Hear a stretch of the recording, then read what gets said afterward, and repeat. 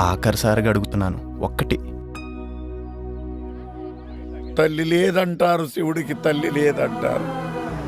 తల్లుంటే జడలట్లు కట్టనిచ్చేనా? తల్లుంటే పులితోలు చుట్టనిచ్చేనా? తల్లుంటే విభూతి రాయనిచ్చేనా?